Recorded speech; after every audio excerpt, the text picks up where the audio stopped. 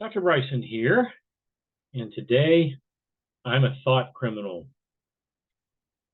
Pardon the sarcasm, but the term thought criminal comes from the book 1984 by George Orwell. In that novel, Orwell tries to describe what he envisioned a society would be like if the society that he describes in Animal Farm were to take hold and be decades and decades old. So a thought criminal is anyone who doesn't go along with the system. Okay. So it's just something to keep in mind. All right. So let's talk about juvenile justice and policing. I'm going to give you a story, and I would like for you to think about this story. For those of you who have had Dr. Hardin's criminal justice ethics course, if you have already had it, I want you to think about what Dr. Hardin would say about this.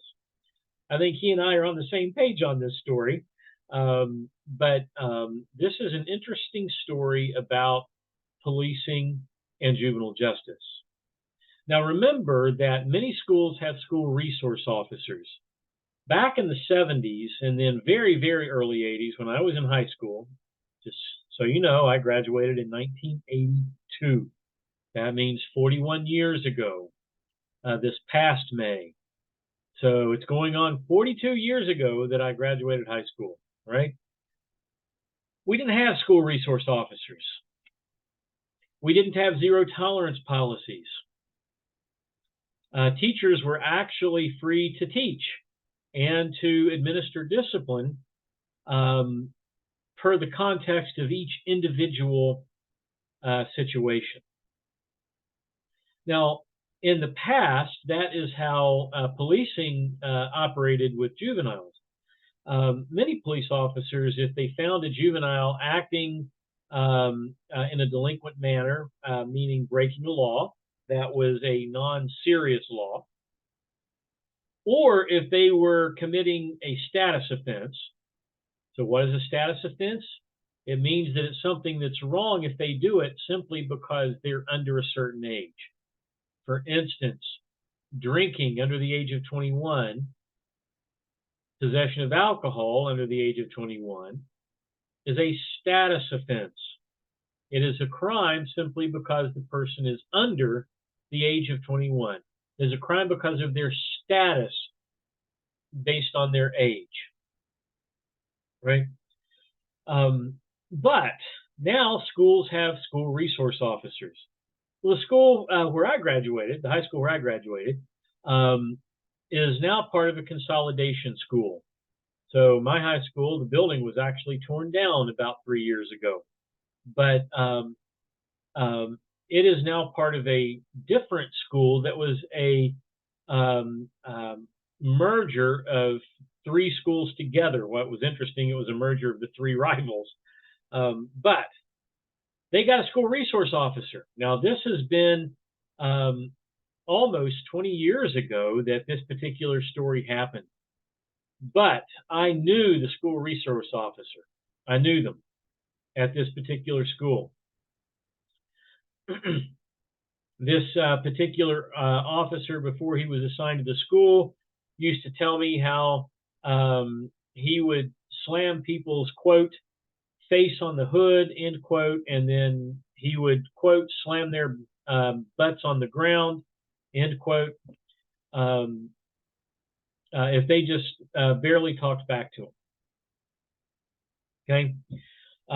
So he gets assigned to this particular high school that is a consolidation of three high schools, including my alma mater, my high school alma mater. So I won't tell you how I know him because I don't want to blow his cover, but or his identity. But he tells me that there was a student in the school that always knew what buttons to push, but never went too far, so he couldn't, quote, slam his ass into the wall or on the ground.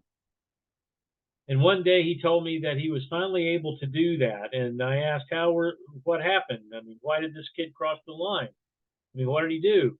And he said, oh, I'm just good at knowing how to push buttons. And so I pushed his buttons until he crossed the line to give me an excuse.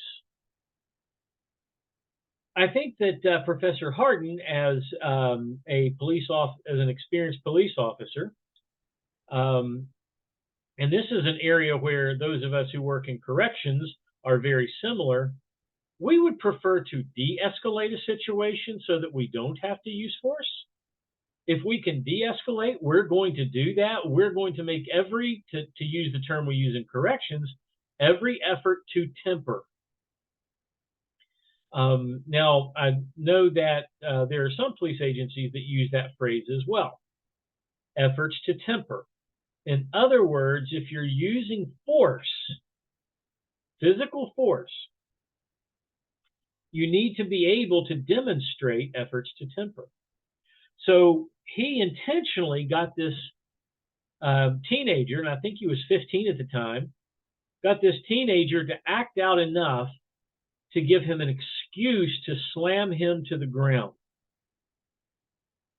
Oh, by the way, busted his shoulder, the teenager's shoulder, enough that they called an ambulance and took him to the emergency room. Okay. So I'm going to ask you to think about the ethics of that. So one thing I'd like to point out about school resource officers. I've known a lot of school resource officers. The one where my son graduated, the school resource officer there had the same first name as my son, Roman.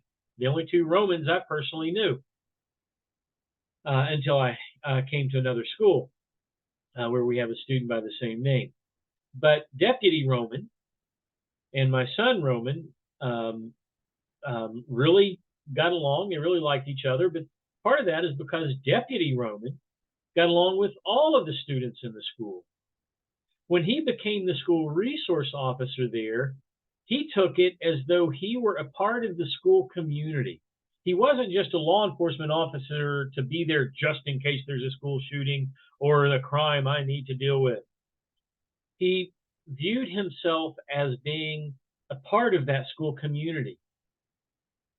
He would call students into the school resource office not to get them in trouble, but to see that they were struggling, and he would call them in and have a fatherly talk with them.